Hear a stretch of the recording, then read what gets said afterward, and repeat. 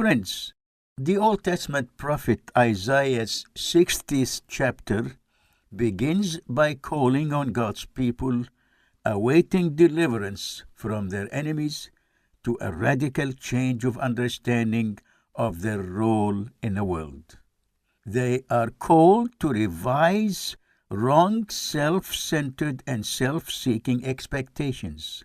They are reminded of God's clear objective, calling their father Abraham to bring blessing to all peoples on earth.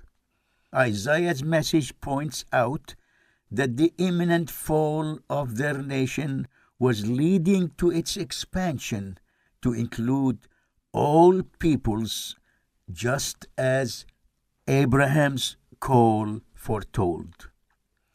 The dying nation was to become a universal one. Their role in preparing for the Messiah was to bear witness to God's glory and light to all nations. The divine plan was for the Messiah to come to spread God's light to all nations, beginning with Jerusalem. Already Isaiah chapter 2 promised, "All nations shall flow to it, and many peoples shall come and say, 'Come, let us go up to the mountain of the Lord, to the house of the God of Jacob, that he may teach us his ways, and that we may walk in his paths. For out of Zion shall go the law, and the word of the Lord from Jerusalem." Friends, Isaiah foretold this taking place in the last period of human history called the last days. In the New Testament, we learn that this was fulfilled by the spreading of the gospel about Jesus, the light of the world. Jesus commissioned his apostles and his early disciples to do this, beginning with Jerusalem, the role of which in the divine plan was about to end. That earthly Jerusalem symbolized the heavenly Jerusalem, which is a universal city of light on earth. This was to become the subject of admiration and fondness of all kingdoms and nations, even those who destroyed the earthly nation. Isaiah's prophecy continues in beautiful metaphorical poetry on the impact of the gospel of the light of the world on the nations. It says, "Your gates shall be open continually, day and night they shall not be shut, that people may bring to you the wealth of the nations, with their kings led in procession." And it also says, "The sons of those who afflicted you shall come bending low to you, and all who despised you shall bow down at your feet.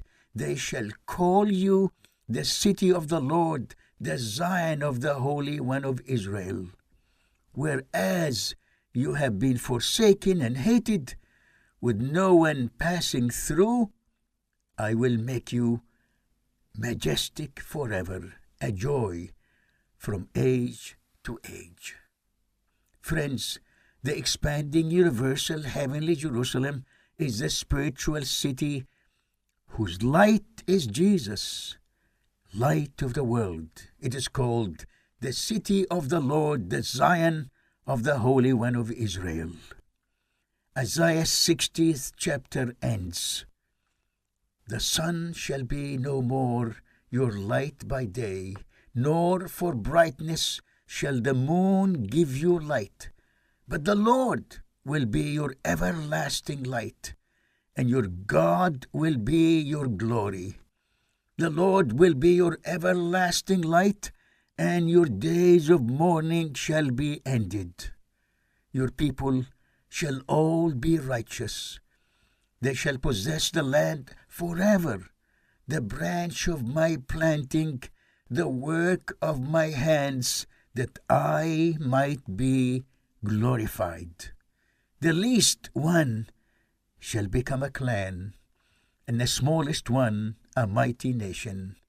I am the Lord. In its time I will hasten it.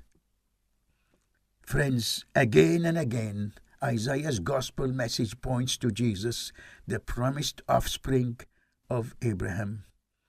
As his gospel message spreads, the earthly nation promised to Abraham takes its universal shape as the abiding forever kingdom promised to King David, a kingdom, a holy nation, totally different than other nations. The Apostle Peter assures all believers of all races about their citizenship in this holy, eternal, heavenly nation kingdom.